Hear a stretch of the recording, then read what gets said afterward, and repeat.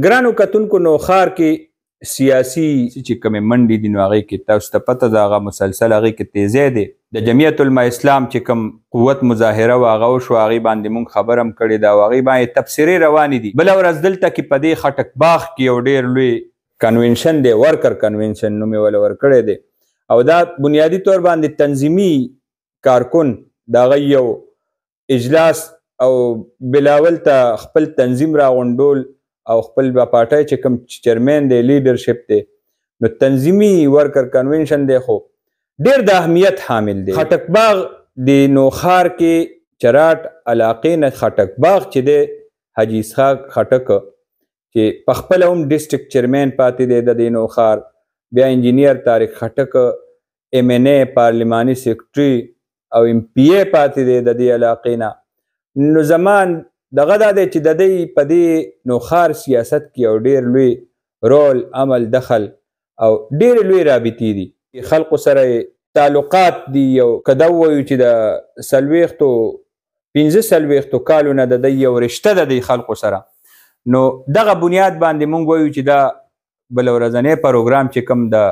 پاکستان پیپل پارټۍ چیرمین بلاول بټو زرداري د هغه پروګرام دی نو هغه د اهمیت حامل دی. پیپل پارټۍ کې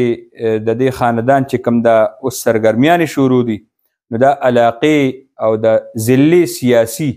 چې کوم هواګانې دي په هغې باندې به اثرات پرېږدي. دغه اثراتو باره کې به موږ خبره کوو. ما چې څنګه وویل چې د دې خاندان په دې ضلع کې هغه سیاست د چا نه پټ نه دی، دغه مشران دي ټوله ورځ په دې خپله حجره کې په دې خپله دیره کې ناست دي او د دې قوم د دې خلقو جرګې مرکې کوي. نو په دې خلقو کې موجود خلق دی او دې خلقو سره یو تړون دی، رابطې دي او اوس چونکې انتخابات را روان دی نو انتخاباتو نه مخکې د دوی دا چې کوم جلسه ده دا پروګرام دی دا ډېر لوی اهمیت حامل دی او دې باندې به موږ مسلسل خبره کوو. موږ چې کوم هلته کې تیاریانې شروع دي نو هغې نه اندازه لګي چې پروګرام د ډېر لوی اهمیت حامل دی، ځکه چې صوبه کې یو څو ځای نه دي چې هغې ته به د پاکستان پیپل پارټۍ چیرمین بلاول بټو زرداري هغه ځي